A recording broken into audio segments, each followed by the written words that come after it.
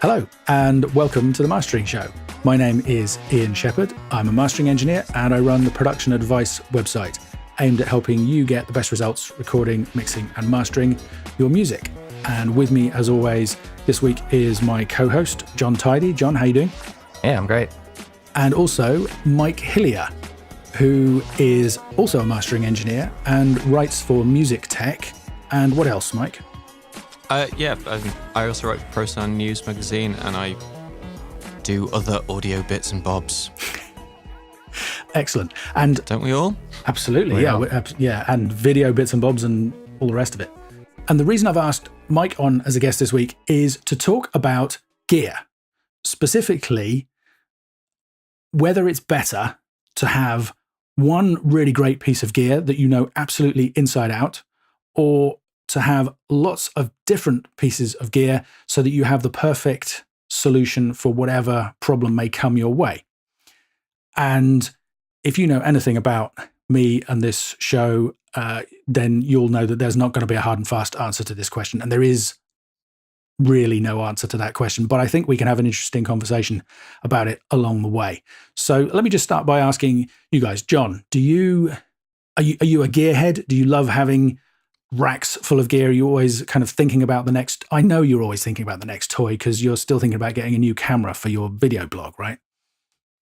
Yeah, I mean, I like the process. I like researching gear. I like buying gear and trying it out, and and making something. And I find that buying gear usually leads to writing new music and things like that for a little while, at least. I don't really aspire to have like a big rack of gear because I know that with the limited amount of gear I have now, I'm using like one channel of it to record voiceover 90% of the time. So it's not getting that much use right now. But I mean, that might change if I have a dedicated facility for recording, mixing, and mastering and things like that. But while I'm in my house, I don't really care that much. I got my Space Echo, I got a preamp that I like, and those are my favorite things right now. Cool, fair enough. And Mike, how about you? Well, I'm quite fortunate because I get through Music Tech magazine, I get to try out a lot of gear. So, whatever the new compressor is from whoever, it will no doubt get sent to my address, and I get to play with it for about a month and then send it back.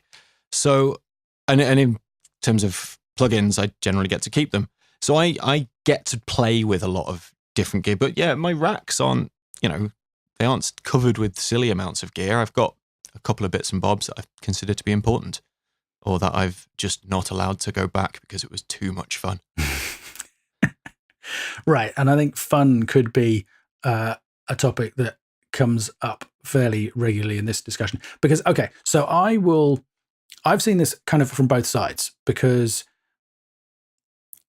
in fact, I've seen it for two or three different sides. So when I was trained as a mastering engineer, I think I've said this before, digital was the new hot thing. So to have DDD, meaning recorded, mixed, and mastered digitally on your CD, remember those, was kind of what everybody aspired to. So the mastering facility that I was working at was, I was going to say it was 100% digital. It wasn't actually 100% digital because some of the first gear that I used was analog.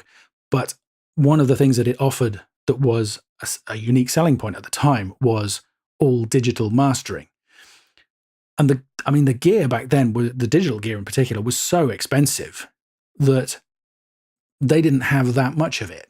I remember when we first got the TC Electronic M5000, which was the kind of the precursor to the finalizer that lots of people blamed for the loudness war.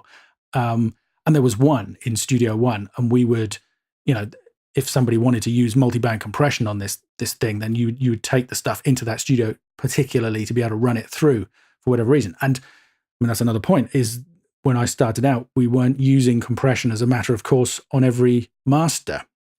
I was trained to begin with just to master using EQ and limiting. And of course, it's still possible to get great results that way if you've got good enough mixes to start with. So, but then over the years, things branched out, more gear was bought. The studio that I was in ended up having an O2R96, the Yamaha digital desk, which, had plenty of channels and plenty of processing built in. There was other gear in other studios that people would use. So having access to all of that was obviously great fun. And I mean, I like using a really nicely built piece of hardware just as much as anybody else. But then I left the company, and my plan had been to dry hire their studios while I worked as a freelancer. And unfortunately, the company closed. So I didn't have access to that facility anymore. And that kind of led to where I am now, where I have this kind of workable setup in my home studio. And I can go out and use other studios if there's something out there that I need, or if I need more space for clients or whatever. And I'm very happy with the current setup being minimalist, if you like. I almost enjoy the challenge. I think this is the thing. At no point in all of those 20 years have I ever felt that I was not able to get the result that I wanted because I lacked a particular piece of gear. Okay, I've immediately thought of an exception. There was a point when I was working at SRT, we had all of the Cedar restoration tools that John and I talked about in an earlier episode. We could put a link to that in the show notes on themasteringshow.com if anybody wants to check it out. That stuff was super expensive and really high end. Obviously, when I left, I didn't have access to any of that. So there was a while before I decided to stump up the cash for Isotope RX. And at that point, I really missed the ability to remove clicks and distortion and all that kind of stuff. I found workarounds, but I mean, how about you guys? Mike, is there a particular piece of hardware, or I guess even a particular plugin? I mean, this doesn't have to be particularly about hardware. It's just about the tools that we use. Is there something that you have that you just couldn't get by without? Yeah, my UAD card. Okay, I think that's kind of cheating because how many plugins have you got running on it? I've got all of them. Okay, so that's a lot. No, but okay. So, well, in terms of the actual plugins I need, that has, it has the EQ and it has the compressor and it has the limiter that I use most commonly. I'm fortunate if I get all of the UAD plugins from Universal Audio, but there are only a handful, maybe 5 or 6 that I actually use all the time, and most of them they get opened once or twice. I play with them a little bit, I see what it's like, I do a review for the magazine, and now they get kind of left, and I go back to the ones that I know really well, with a couple of exceptions where I go, oh, this is actually much better than something else I've been using. So out of those, presumably there's an EQ, there's a compressor, there's a limiter, those kind of things. But I mean, is there any one of those that you genuinely think, oh, this particular EQ does something that no other EQ? Is it a preference, or is it actually a necessity where you think, no, there's something about this is unique? I'd say it's definitely a preference more than a completely unique thing. I mean, you can do it with just stock plugins if you have to. It's much faster to work with a plugin that kind of gets you there in fewer clicks, that kind of thing. It's, the classic advantage of using a really simple compressor like an LA2A over the stock or even a really nice, well-spec'd digital compressor is that there's only 2 knobs. So you get to the sound you want really quickly. Mm-hmm. If that's the right sound. Unless that compressor, but if it doesn't do that sound, then it's the wrong compressor for the job. Yeah. See, this is interesting because this is kind of the exact opposite of my position on it. But so, John, same question to you. I mean, so the Space Echo, does that do something that no other effects unit does?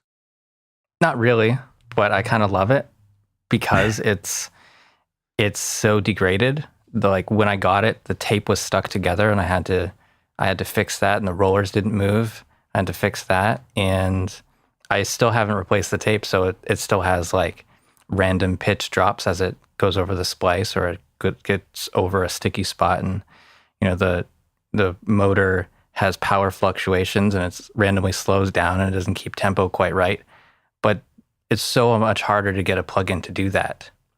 But that's not a mastering thing. So I could do all my mastering just with Ozone, probably version 4, if I had to, plus RX. With those 2, I could do every job.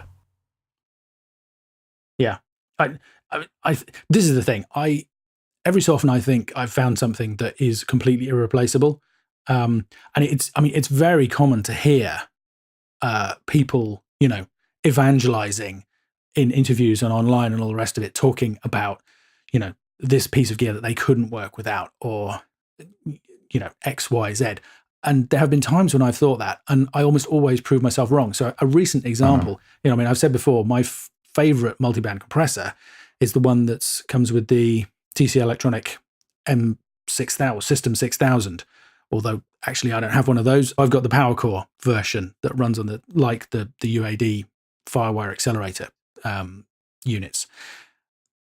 And that's my kind of go-to, that's my benchmark, if you like. But recently I was experimenting with the FabFilter Pro MB because so many people were talking about it and saying how much they liked it. I was finding, I could get pretty good results. And then I found one song where I just couldn't get what I wanted. And in the end, I just, forget it. Went back to the TC and got what I wanted really quickly, just as Mike was describing. But then, I don't know why, I kind of went back to it and played around some more. And after about half an hour of fiddling around, I did manage to find, I think if I reduced the release time, maybe it was, on the Pro MB, I got a lot closer to what I had with the TC Electronic. And that's my pet theory, right, is this whole convenience thing. When you know something well enough, you can use it so fast that you can get to where you want to go so quickly and so easily. Everything else, the learning curve is too steep. Why would you spend another hour figuring out how to tweak the parameters on piece of hardware X or plugin Y when you can just get the result you want really quickly with the thing that you know? Do you agree with that? So isn't it kind of pointless to use a different piece of software to match what you used to have, and using it in kind of the wrong way to get the particular sound? Let's say we choose a 1176 because it has a limited set of controls and has a particular sound, but you don't use that to have complete control. So you don't use an 1176 if you want to match, let's say, the Pro MB, right? It's not the same tool. I think a lot of time is wasted matching tools to be a certain way, but you're not using them to their full extent because of you're matching graphs. It's too intellectual, is what you're saying, and it's you're not using it the way that it's designed to. Yes, you get to the result, but it's taking you 10 times longer because you're using the wrong tool. And you're also not getting the best out of the new tool because you're not letting it, the features on that new tool that are different, you're not using them because you're trying to match the other one. So if that's got if the new tool is, shines at one particular aspect and you're trying to get it to do something else, you're not letting it shine in its own way. So this is really interesting. This is where I start getting, so I mean, the first thing to say is that the reason that I was trying to match the TC was partly just out of academic curiosity, partly because the TC was a benchmark for me. I literally used it for 15 years. So I know that I can achieve the results that I want. But at the same time, I would like to replace it because it's slow in terms of non-real-time bouncing, exporting stuff. It only runs at about 2 times real time, whereas modern plugins running native can go much faster. It's flaky. The drivers, you now have to use beta drivers that are not fully compatible with the latest operating systems, so it crashes every so often. It has limited DSP. There's a whole lot of practical reasons why I would like to basically take it out of my workflow. But the minimum requirement for me is, can I get results that are as good as I could get with that older tool with the new tool first? If the answer to that is yes, then I can use the new tool to hopefully improve on them going forwards. So it's not so much that I want to match it for its own sake. It's just that has been the benchmark and I need to know that I can improve on it. And I think almost the more interesting thing about what you just said, Mike, is for me, you're focusing too much on the tool. I don't care whether I'm using it to its fullest extent or whether I'm using all the best features or using it in the best way. What I care about is, do I get the end result that sounds the way that I want in my head? And I see the two different ways of, it's just two different ways of working, right? I listen to a song, want to achieve something in terms of the dynamic management. So I reach for a compressor that I know I can use to get that result. And usually that's a really flexible digital compressor where maybe I have to dial in a few more parameters to get the result that I want. but I get there. Whereas you're suggesting you kind of listen to it and go, oh, that's a job for the LA2A, or that's a job for an 1176, or that's a job for a Fairchild, which is an equally valid way of working. But I mean, it requires you have those 3 different tools. But for me, I would get distracted by all of those different options. I just want to use a tool that I know inside out to get exactly the results I want. I feel the same way about EQ. You know, you could use a Pultec style EQ to do that thing where you can boost and cut at the same frequency to get, the kind of the classic EQ shelf with the low shelf that then takes a little bit of a dip above the crossover point and then evens out again. I would prefer to go in with maybe 2 or 3 different bands of a digital EQ and fine tune those perfectly than to just use the more limited controls on the classic EQ. I mean, leaving aside any possible kind of nice coloration that a classic piece of EQ might give you, which I feel has less place in mastering probably than in recording and mixing anyway. What's your reaction to that? I think the mistake that I see that you're making is that you're seeing an individual compressor with a lot of options, something like your TC System 5000, and confusing that the massive amount of options as being simplicity, whereas I think the exact opposite. I see, I've got 3 different compressors that I could be using here. I've got an 1176, I would never use in mastering, but not here or there, an LA2A, a Fairchild, an SSL. And I know instinctively, because I've used the tools quite a lot, this is a job for a Fairchild, and now I've got fewer options. So we've actually both got the same number of options.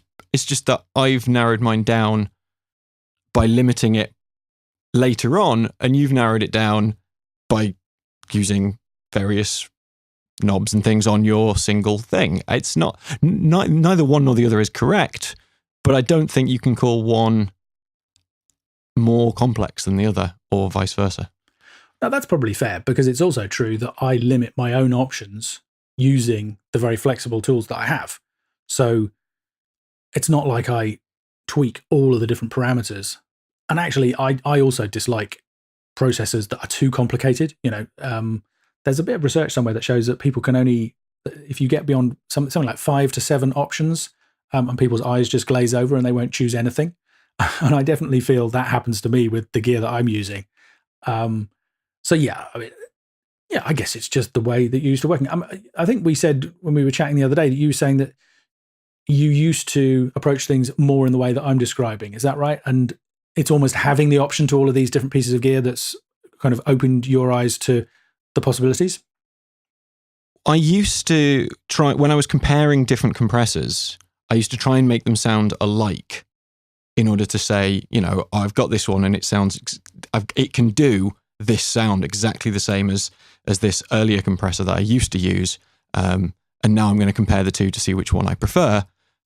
And I decided after a while that was fruitless. I was getting nowhere, because I would be trying to decide which of 2 things that I've deliberately tried to make sound the same I preferred. And inevitably, I would always prefer the one I set first, because it's the one that I already know, and it's the one that I've set the thing for something it does really well. Whereas now what I do is I let the tool guide me a little bit into its best range. And I often, not always, but I often end up with quite different results.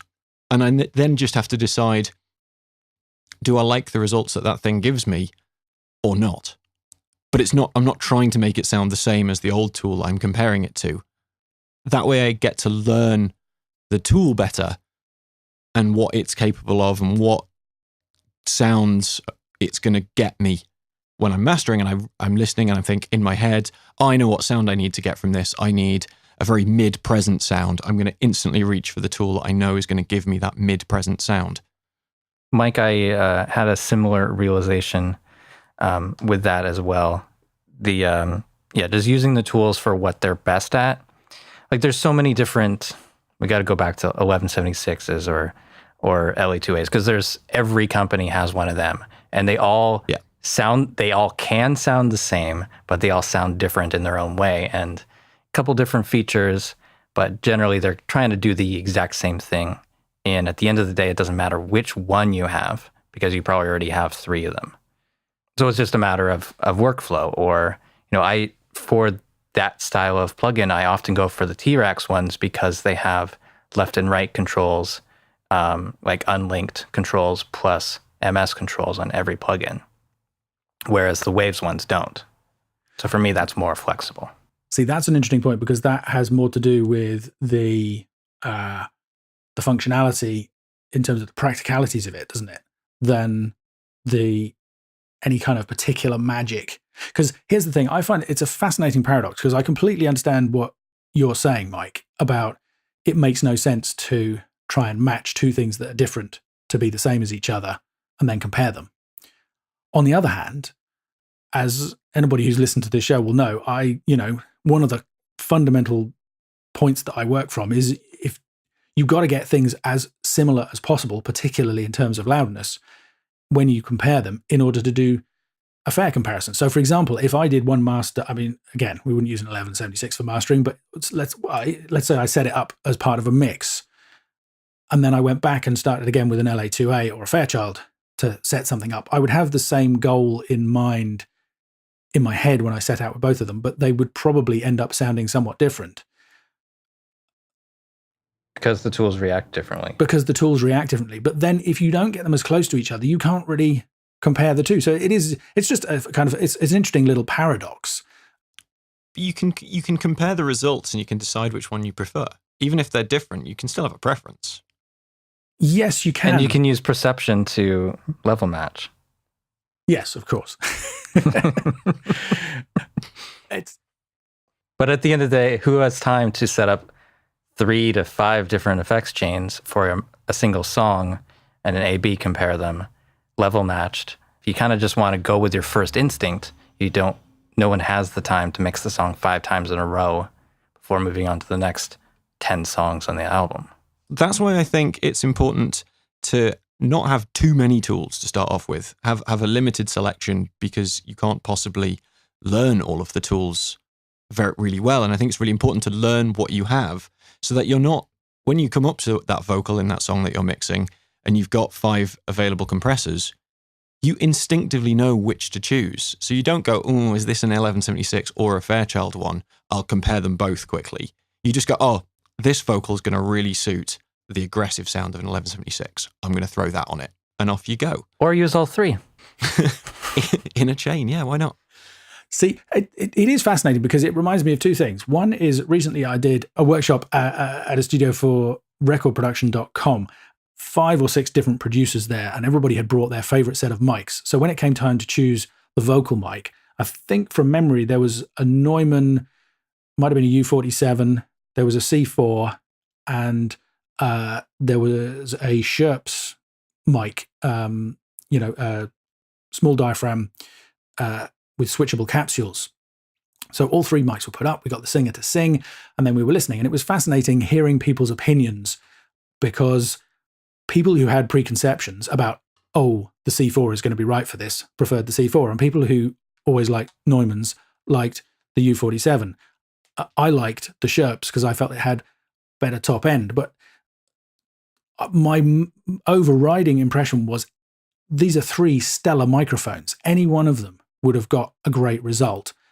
We would just need to apply a little bit of EQ to some of them, maybe tame the top end a little bit from the Scherps, and maybe the other 2 would need a little bit more top end to bring out the air in the vocal. The other thing it reminds me of is back when I was a trainee, when I was learning to use my first digital audio workstation, because back in the day I used to master from DAT tape to DAT tape. So yeah, when the first computers started coming around, that was a real innovation. But one of the things that I loved doing was a live album, where especially if it came from a bunch of different concerts. So you were having to do edits to create what appeared to be a seamless show from performances that maybe are in different venues and, recorded by different engineers, possibly over a load of different years. And it was playing around with the crossfades. And I was using a piece of software called Sadie, which is used to be the industry standard mastering software. And one of the things it was superb at was tweaking crossfades. It had one of the best stereo editing interfaces you could ask for. And I would spend, 10 minutes, half an hour, whatever, getting what I thought was the perfect transition between two of these songs, going from a stadium with 20,000 people to a club with a few hundred and trying to make it sound convincing as though they belonged in the same space. And then I would call Nick through and say, what do you think of this? And he would kind of look at what I'm, and he'd spend about 10 or 15 minutes coming up with what he thought was the best. The point of all of this is that 9 times out of 10, the results that we achieved with different length crossfades, different shapes of crossfades, probably different spacing of the songs and timings and all the rest of it, most people would not have noticed a difference. We both were convinced that the way that we were doing it was the best and the most effective at any one time, but actually it was all good, which comes back to my feeling that providing you have a goal in mind, providing you know where you need to go, it doesn't matter what tool you use to get there. And this is where I agree absolutely with what you guys are saying. It's then a case of what gets you there fastest. And that could be choosing a particular microphone, choosing a particular compressor or EQ, or it could just be dialing in the right settings and moving on to something more interesting instead. And I think it's a good thing that there is no right answer to this. I mean, the whole idea for this episode actually came from Mike and I talking about a new set of videos that I'm putting together, which is going to be called Home Mastering Compression. I finally got down to actually recording the videos after about over a year of thinking about it. So hopefully it will be out there in the world and you guys can check it out before too long. But I had kind of gone down a bit of a blind alley with it. I wanted to discuss the differences between single and multi-band compression and why you might use them. And that made me think that I should talk about the fact that some single band compressors have a sidechain filter that enables you to make them less responsive to the bass, which obviously has an influence to the way that they react and the way that they sound. And I was asking on Facebook for some suggestions of good examples of this, good implementations of this. And Mike stepped up and started making some suggestions for me. And somewhere in the conversation, I realized that actually I didn't want to go into that much detail in the videos. The video series are going to be describe the way that I use compression when I'm mastering, which is not the only way to do it. It's the way that I do it. And I think I've realized that the way that I use compression is structured enough that if I offer it to people as a framework, they will be able to use that as a basis themselves as a way of getting started with the subject and kind of branch out from there to figure out how they want to use compression in mastering. And so for me to go into listing all the different kinds of types of compressor and how they work and all the rest of it, A, that's not my area of expertise, and B, it would be just too much. But at some point, the idea occurred to me to ask Mike, who actually does like doing all this kind of stuff, as you've heard already, to do a bonus video for the package, explaining exactly that. So the difference between VCA compression and tube compression, all the other flavors and varieties, and how those translate into the different options we have available to us as plugins. So if you guys are listening to this and thinking, well, I can hear some things that Mike's saying that I like, or some things that John's saying that I like, or some things that I'm saying that I like, how am I going to choose between these different ways of working? What's the right way for me? And you want to try Home Mastering Compression, the video series, you're going to get both sides of the picture there, hopefully, and be able to make more of an informed choice. So now all I have to do is actually get that out there before you've forgotten that you're interested in it. Okay, plug over. Gentlemen, is there anything on this topic that we've missed that you think we need to cover? In terms of gear for mastering, the speakers are the most important ones to get. Do you know, nothing else that goes into the rack? Yeah, the funny thing is, all the way through that, when I was saying to you guys, oh, is there a piece of gear that you couldn't do without? I mean, in my head, I'm thinking the speakers and the room. But even that is preference, right? Because I've moved rooms. You could swap them out if you've got, I don't know what speakers you use, but you could swap ATCs for PMCs and I'm sure you'd still be happy. You're probably right. I thought you were going to say that you could say, oh no, this track needs the needs Genlex, whereas this one I need to listen on tannoys. No, I mean, this is the thing. I've changed rooms in the past. I've changed speakers in the past. It's a distinctly uncomfortable thing to do for me personally. I think, a huge part of our experience is based in learning what the monitoring and the monitoring environment sounds like. And I'm guessing you guys would agree with that. But yeah, any of this stuff can be changed out. But I think, okay, so maybe the thing that I would be least happy to change at short notice would be the speakers. I'm saying that. I don't know. All this kind of stuff. Anyway. Taking away my acoustic treatment would be a pretty bad day. Oh, yeah, that would be yeah, absolutely. I was going to say, there's a kind of a minimum spec, isn't there? You need a certain level of tool, and above that you can work. Below that you just can't. I think that's absolutely true. You could work with some pretty awful headphones as long as you spend 10 times longer listening to reference tracks. But you'd still need, right? I mean, how bad headphones are you talking? iBuds? I don't know. Is that challenge accepted? No. No, thanks. We were talking about the TC and the Fab Filter. Mm-hmm. And I was thinking, does Ian Shepherd have a signature sound? I hope not. I was going to say absolutely not, but I'm kind of too scientific to be that. No, I don't think so. I mean, well, actually, I know so because for one of the things that I had to do for putting this series of videos together, this new product, is find example songs to use, which is actually really tricky when you're trying to show specific things about different aspects of compression.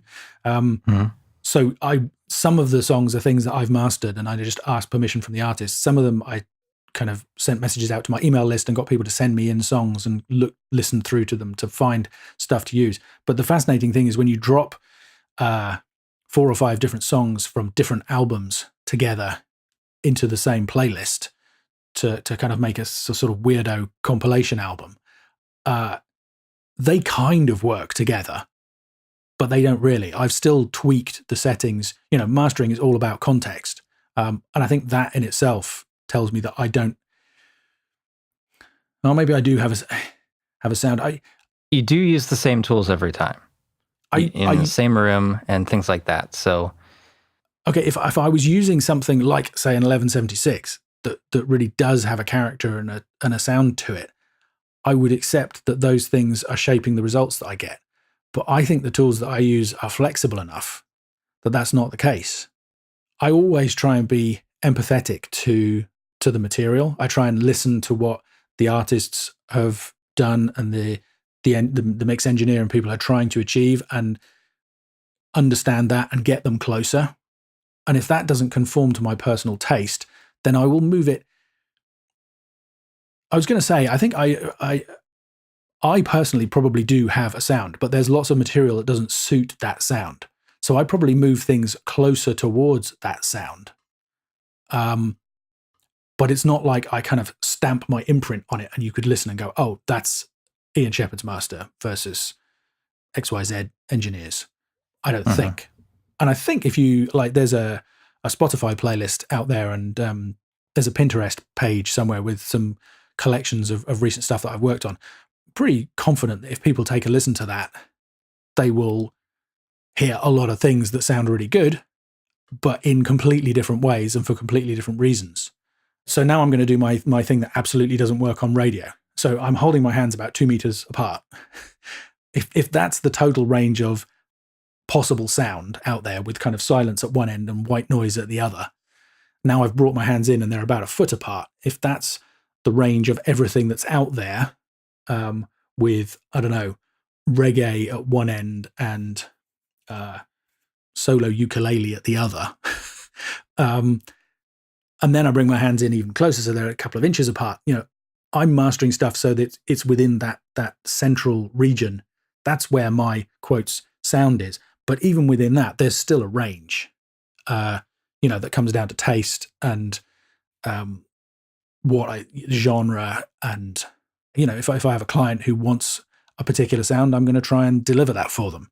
So did I answer the question? You said no. Moving on. Mike, do you think you have a particular sound when you're mastering stuff? I try not to, but yes, I probably do. As you say, there's a way I like to hear music. And so everything's going to move slightly towards how I like to hear it. But yeah, in the same way, I try not to. I always try to give whatever the song is, what it needs more than what I want it to. That's the hardest thing for me, is if there's a bit of music that I like and I really want it to sound a particular way and I just can't make it sound that way. That's, I find that really frustrating. When you can, especially if you can kind of get it almost there, but not quite. And the lucky thing is that 9 times out of 10, our clients agree with us. Otherwise we wouldn't have a career. But it is a strange thing of not having a sound, but having a sound. I mean, do you think you have a sound, John, as a mixing engineer? And I mean, I know you do some mastering as well. I think for mixing, I do things in a particular way or end up. I think my mixes do have similarities just because of the room and my speakers and what I like to hear. But by mix 3 to 12 of a particular song, it's less my personal choices of how the song sounds at that point. But that's kind of a different rant. Yeah. Well, we all like dynamics here, right? Yep. So there's a thing that helps define our sounds in some, in a sense. Ian, you're never going to make a master which is squashed. Yeah. Not super squashed. No. So that is your sound then, isn't it? No, I agree, Mike. And I was thinking something similar, which is, there's every so often people send me things that have been to other mastering houses and they're not happy with the results. And usually it's because they sound thick and muddled and those are the words that I use, which sound slightly derogatory. But there are other people who go to those places specifically because they sound full and warm, which are the more positive ways of terming those things. So, it all comes down to preference. I mean, I like to hear plenty of stereo separation in a mix. If a mix comes in where everything is just down the center, I feel like that's a missed opportunity. Why would you not get some space in there to get some extra separation and clarity? There are people who don't like separation and clarity. There's a whole range of plugins and processors out there specifically designed to remove separation and clarity. So yeah, in that sense, I guess I do have a sound. Good. Thanks again, gentlemen. I enjoyed that. I have no idea whether anybody listening will have got anything useful from it, but we can have a slightly less focused episode every once in a while. And hopefully you guys listening did. So thanks, Mike, and thanks in advance for the video you're working on for the new product. I'm looking forward to hearing what you come up with. John, thanks for being here and for editing and mixing the episode, as always. Thanks to Kaylee Law for providing the music. Mike, if people want to find out more about what you do, where's the best place for them to go? MikeHillier.me. And Mike's on Facebook and Twitter as well, if anybody wants to connect with him there. Regular listeners will know they should head over to reaperblog.net to see what John is up to. John, have you got a new episode of your video blog out yet? By the time this airs, I'll have 5 episodes. Excellent. I've seen episode 4. I need to head over and watch episode 5. Good stuff. My website is productionadvice.co.uk. Please also head over to themasteringshow.com and sign up for the email hot list if you'd like to get updates about new episodes as they're released. Please also head over to iTunes and give us a rating and a review, and tell your friends if you like the show. Thanks for listening.